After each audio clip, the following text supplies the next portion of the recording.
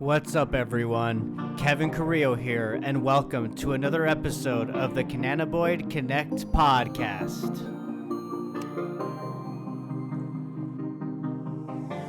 My guest today is Libby Cooper, co-founder and CEO of Space Coyote.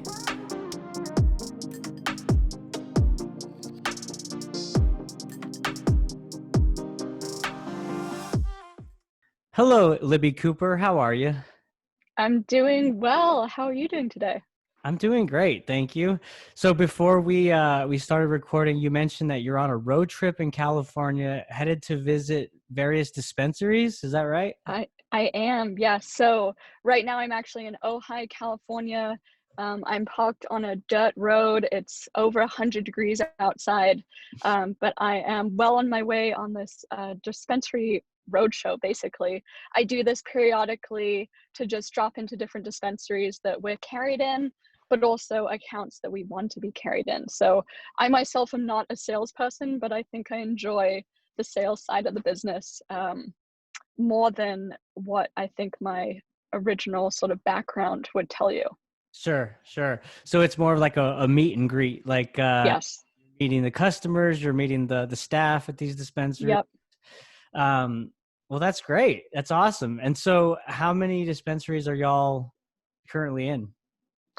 We're in over 300 dispensaries now. So before, when I used to do this job, it was just like, once a month I would pop into different dispensaries in different territories. And now, because of COVID, I haven't been able to do this for many months. And in those many months, we've grown to so many new shops that, yeah, I mean, I'd actually never been to Ojai before. So now I'm in Ojai. And there are many other sort of small, amazing California towns that I'm gonna hit on this trip that I'd previously never been to. That's so awesome. And it's always good to be on the ground floor and actually, shake hands with the people Mm-hmm. product and the people that are selling your product. And Yeah. it's just great that y'all do that. And it's just yet another differentiator for your company, Space Coyote, which I'm really excited to talk to you about today. I will say before we kick off, after reading your company's mission and the way in which you operate, it's fascinating, and it's something that I'll tell you. Back in the day, if I was looking for a job in the corporate space, it's something where a place where I absolutely want to work. Uh, Yep. the fact that y'all have no headquarters, not even an office, there's no set work hours. Instead, it's remote work, and it's a real work-life balance in terms of you're actively encouraging your employees to enjoy themselves, while they work, right, and be productive Yes. company. But before we talk about Space Coyote and we talk about your company's ethos, the community, environmental impact, and the sustainability side, let's talk about you first. So, tell us a little bit about your background and where you worked previously before co-founding Space Coyote and becoming the CEO. Yeah. So I was a designer by trade before starting Space Coyote. So I had a few jobs in Silicon Valley where I tried out different areas of design. And I had always been smoking weed. I'd never dreamed that I would be able to enter the cannabis industry. But around the end of 2015, I started to feel pretty stagnant in these sort of like tech startup roles. I was doing design work, so that was fulfilling a certain creativity in me, but the subject matter wasn't really giving me that passion. And, I'd been a stoner for many, many years.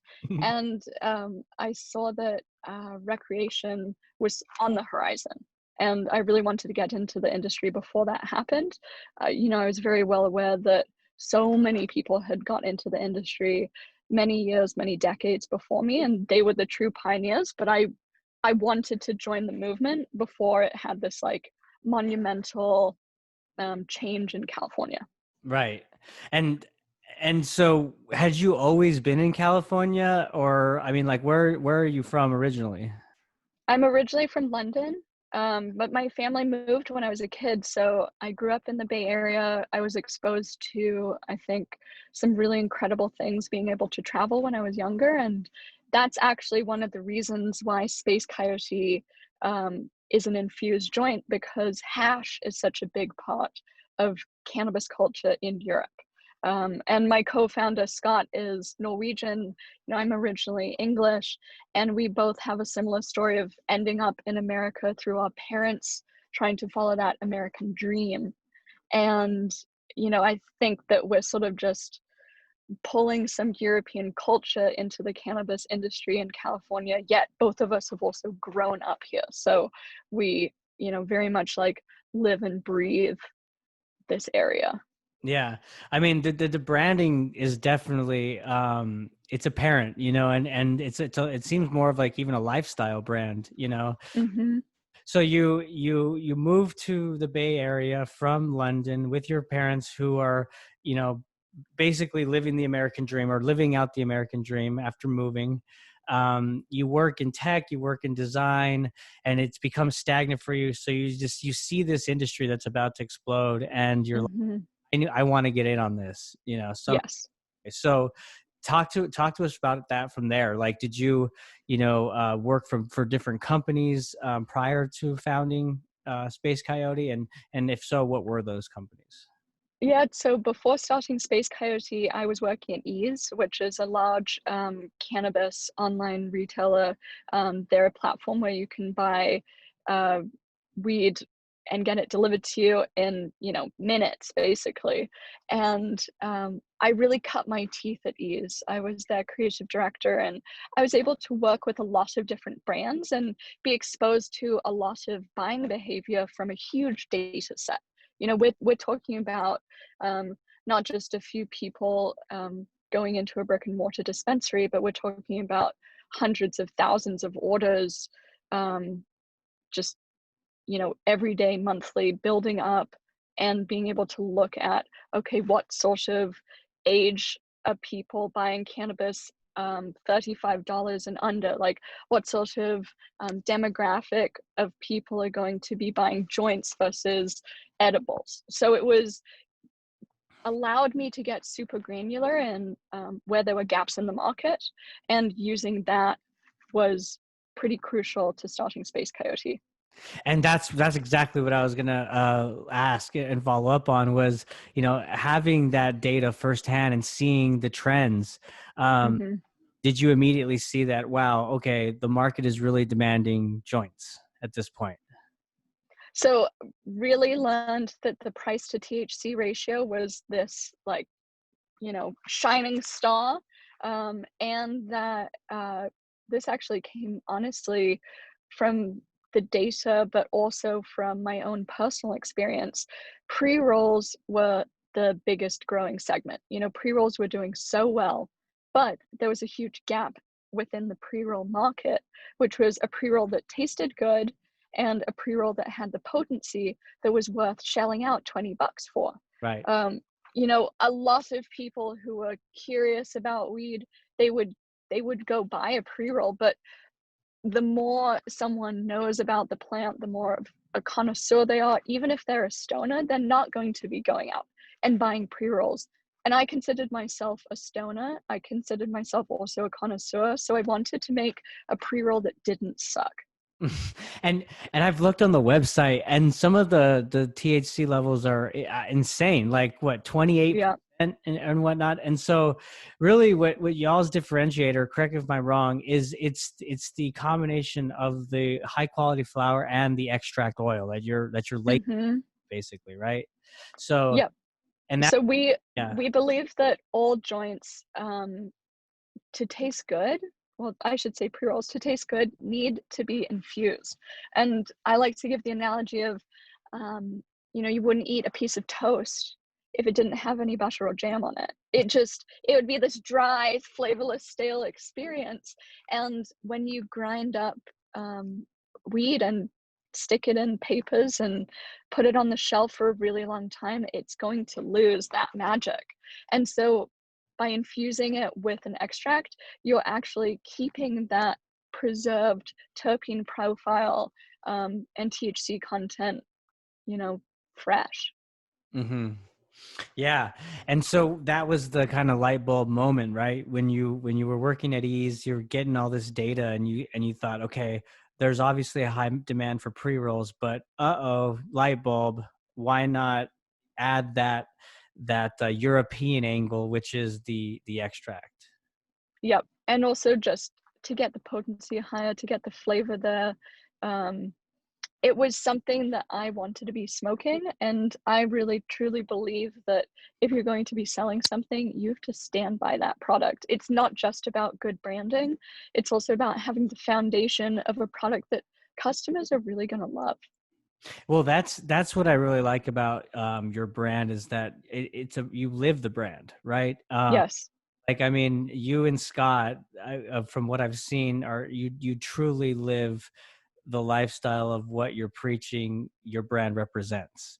And I love how you don't shy away from the stigma that is associated with with smoking cannabis, like, being a pothead or a stoner. You embrace Mhm. that, right? You Mhm. actually embrace the notion of being a stoner, and you're proud of it. But you're also adding credibility to it, because you're saying, look, we're functioning adults, Mhm. we're successful business owners, yet we like to smoke, you know. Mhm. Exactly. Yes, I feel like it's so important to um, be, a symbol for whatever you believe in. If honestly, that's sort of what defines a space coyote. If you are someone who is an activist, and you really stand up for what you believe in, you're a space coyote. If you have a crazy style and you want to travel the world for 6 months of the year, you're a space coyote. It's anybody that's doing something against the norm, and anybody that is, truly marching to the beat of their own drum. And I think that's why we live and breathe it. It's because we want to see more of that in the world. So that's interesting, and that actually brings up a new segue for a topic, and that's your company ethos and the community, right, in which you serve. So Hmm. you just defined what it means to be a space coyote, and that type of lifestyle. So what are you looking for when you're hiring full-time employees to work at Space Coyote? Like, what type of personality or demographic do they need to fit? Well, our team is very small, so you probably wouldn't believe this considering we're in so many dispensaries, but we're a team of five. Wow. And so, yeah, but we have been bigger. In the past, we had to, you know, do some survival mode tactics for COVID, but now we've completely bounced back, which is fantastic. But yes, I mean, I'll say this. I wanted to start Space Coyote because I didn't like what I was seeing in the cannabis space. I felt like it was very few women. It wasn't very diverse. Myself, as a white woman, I wanted to, be part of an organization that had um, people of different ages, people of different genders, people of every background. Um, and there was a huge missing demographic of Black and Brown employees at all my past work experiences. So, yeah, I would say that Space Coyote is small now, but as we grow, you'll be able to see, my beliefs as a reflection of the staff. Hmm. Well, I look forward to seeing that for sure. And I'm glad that you guys are bouncing back after COVID. Talk Hmm. about your company's, like, core values and what you stand for, right? Um, and your business operations, having no headquarters, no office, Hmm. at work hours. So, traditional business mindset would be like, what? That's crazy. Yeah. How can you operate and get anything done when you're expecting your staff to work at their own hours, right? And where's the synergy? Where's the communication gaps? And so, if someone was asking you about all those questions, how would you address it? Like, how do you guys operate on a day-to-day basis, and how does it work for you? It's a great question. And I'll start it by saying that we really believe that everybody is an expert at whatever their field or their craft is. So the reason that my team can stay so lean and remote is because we work with contractors or groups of people. We'd make partnerships with cultivators who are growing the bud, with people at every level of the supply chain.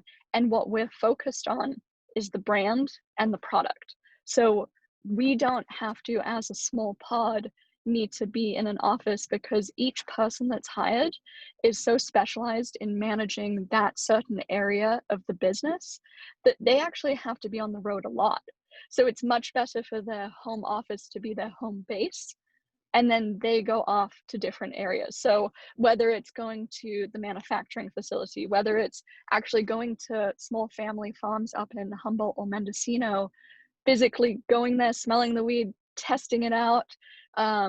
Or it's, I do all the design work at Space Coyote, but here I am on the road visiting dispensaries. So it just ultimately would be a waste of money to have an office. It's a much smarter business decision to stay lean like this. And then you have the added benefit of people get to live their lives. Work doesn't have to be this rigid thing, and everybody can, you know, I don't know, go on a hike when they want to. They can go camping when they want to. A book that really inspired all of us was the founder of Patagonia wrote, "Let My People Go Surfing." And so we're sort of taking that ethos to the next level, because Patagonia does have a headquarters. People have to go into an office there, but we want to see if we can grow Space Coyote as an entirely remote team the whole time. Yeah.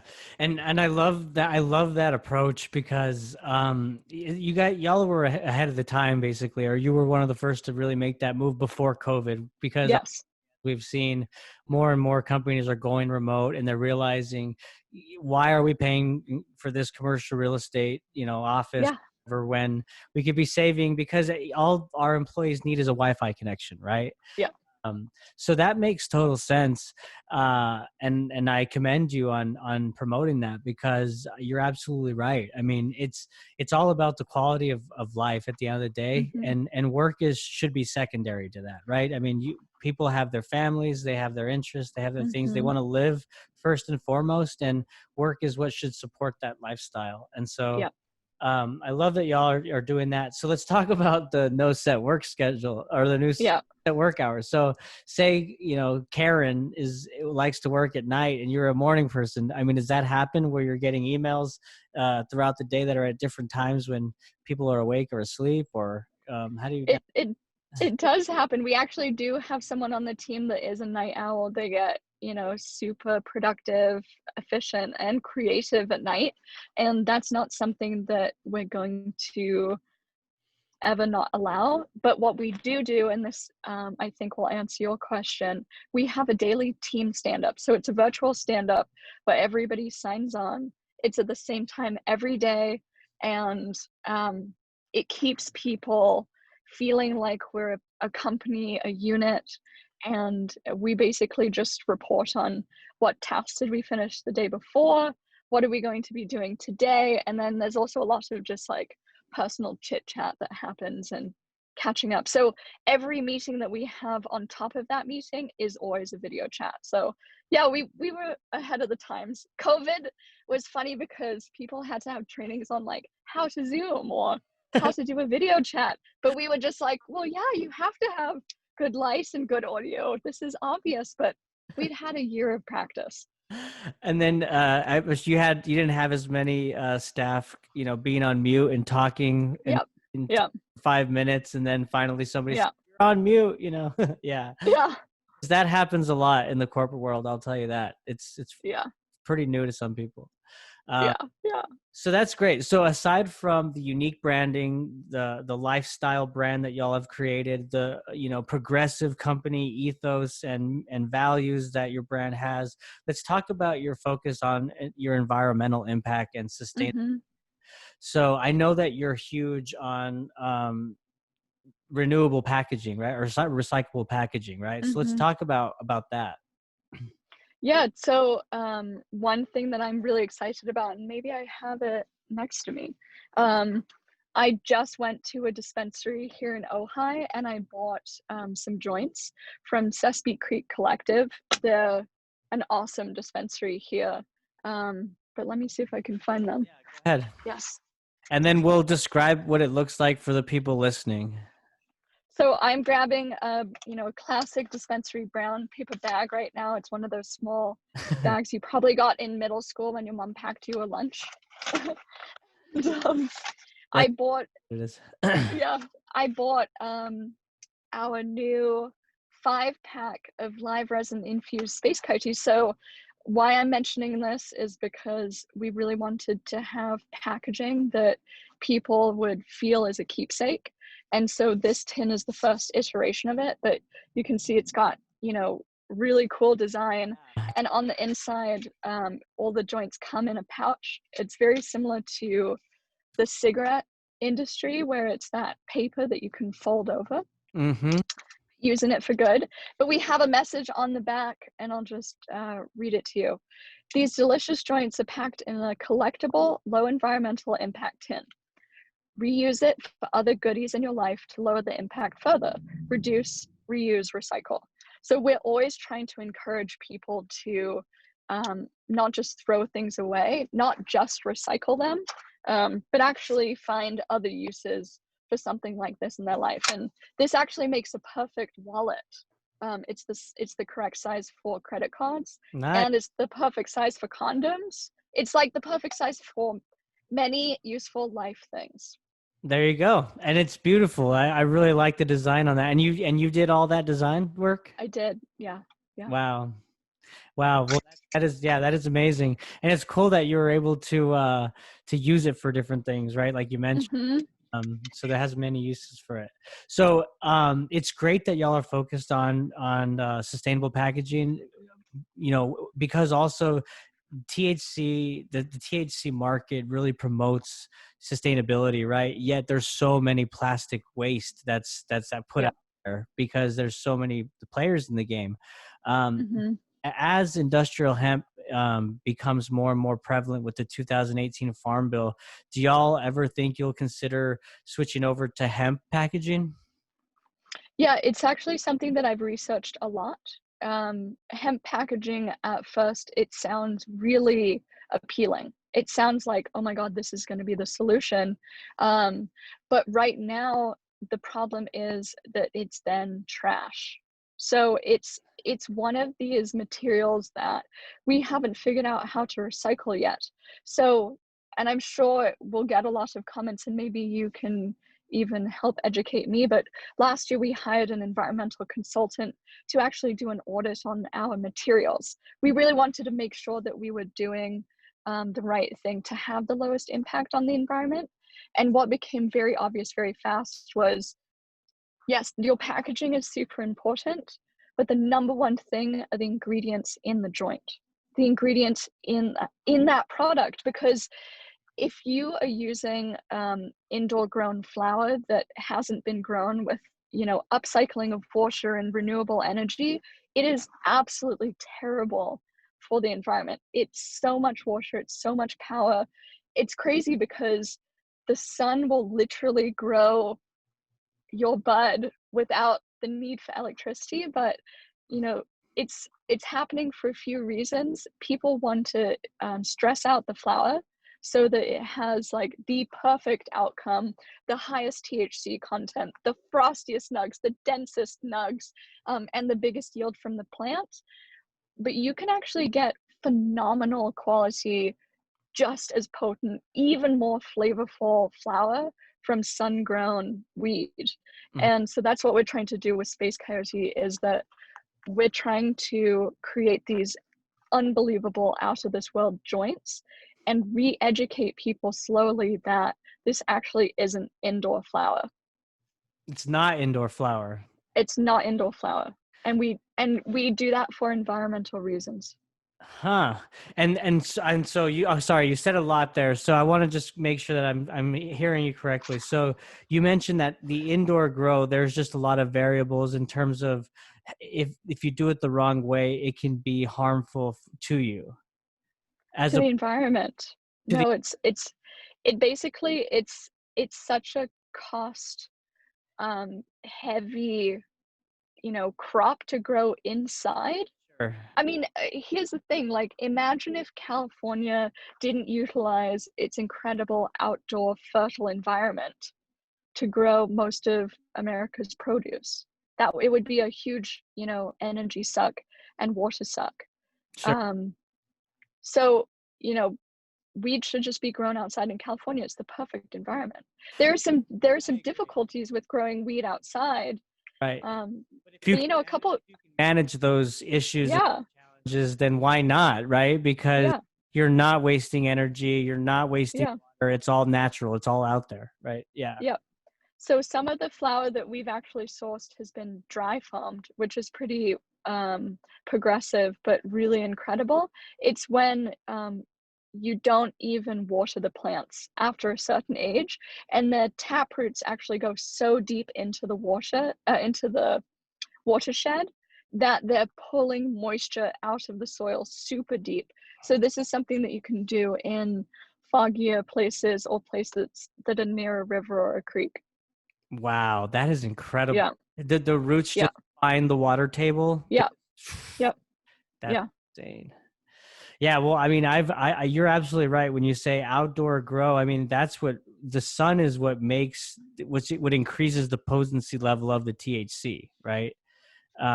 So the more direct sunlight it can get, the higher the potency it could be if you do it right. So, and it's environmentally friendly, so why not? You know. So, I'm with you, Libby, on what y'all are trying to do and what you are doing right now in terms of environmental sustainability and really redefining what the stoner looks like. Is there anything that you want to hmm leave the audience with before we close out? yeah. I would love to, hear from your audience, or just encourage your audience to really try infusing your own joints at home. It's an amazing experience. I didn't really want to be a dab customer, but I love extracts. So this is the way that I like to consume concentrates. And I just sort of like to pass that message along because it doesn't have to be scary or intimidating. And then also, if you're, taking a dab before breakfast every day, I also encourage you to go make an amazing infused joint. Like, just give it a shot, and yeah, we all need to experience the magic. Absolutely. Hey, where can they find y'all on the website and social media and whatnot? So Space Coyote is at Space Coyote on Instagram. You can also go to spacecoyote.org, is our website. And if you want to find me, I'm at Libby Cooper. Cool. Well, Libby, it's been great to talk to you. I really appreciate you being on today. Same. This was super fun. Thank you so much for having me. Yes, absolutely. And thank you all for listening. Bye, guys.